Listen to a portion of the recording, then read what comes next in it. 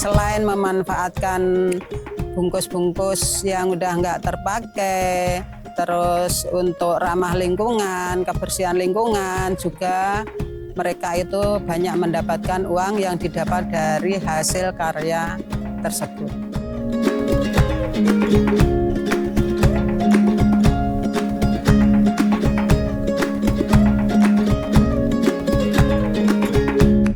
Assalamualaikum warahmatullahi wabarakatuh. Perkenalkan, nama saya Supartina, sering dipanggil Bu Partina.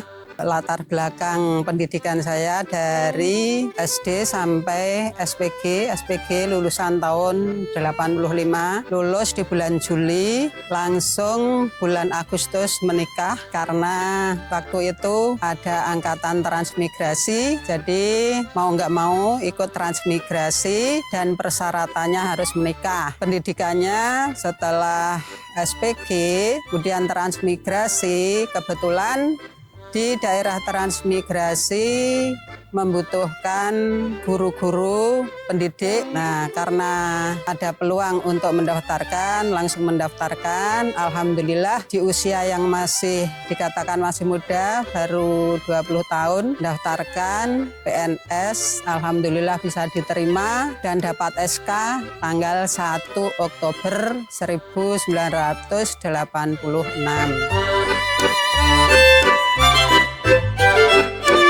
Selain sebagai guru kelas, alhamdulillah dari kecil memang saya sudah menyukai keterampilan-keterampilan sampai sekarang, dan keterampilan itu awalnya ya memang karena suka, jadi dikembangkan, diajarkan pada anak-anak. Yang terkhusus adalah bahan-bahan tersebut berasal dari barang-barang bekas, misalnya bungkus-bungkus kopi atau bungkus deterjen.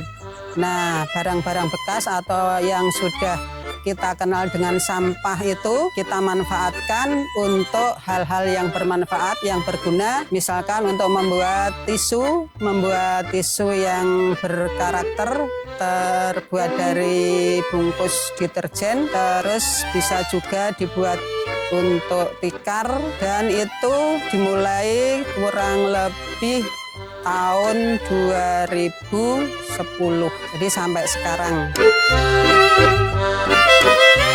Barang yang pertama dibuat adalah tikar. Setelah tikar baru tas. Pada awal itu masih anyaman bolong, bisa dikatakan anyaman bolong. Nah, setelah sekian lama, tahun 2024 ini baru kenal dengan anyaman rapat, melihat dari YouTube dan di HP. Selain itu juga pengalaman otodidak. Selama ini belum pernah mengikuti komunitas pelatihan keterampilan, itu nggak pernah.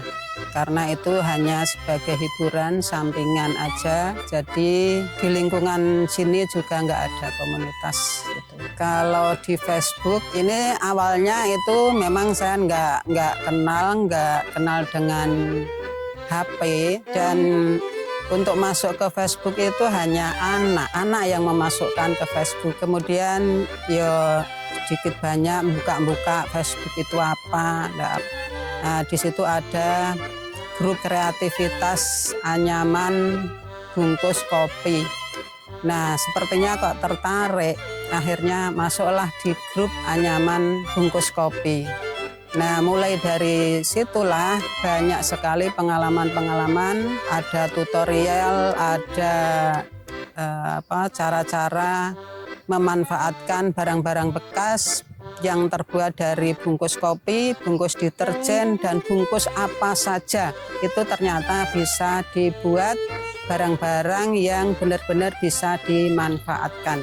Sebenarnya banyak juga yang berkeinginan untuk membelinya, tapi karena itu hanya sebagai penghibur aja, dan itu hanya digunakan untuk koleksi. Untuk sementara ini masih hanya untuk koleksi diri sendiri dan anak-anak keluarga. Mungkin 60% mereka banyak yang menjual hasil karyanya lewat grup tersebut. Dan alhamdulillah juga melalui komunitas atau grup karya bungkus kopi tersebut, banyak juga anggota yang merasa terbantu untuk khususnya yaitu masalah ekonomi. Selain memanfaatkan bungkus-bungkus yang udah nggak terpakai, terus untuk ramah lingkungan, kebersihan lingkungan, juga mereka itu banyak mendapatkan uang yang didapat dari hasil karya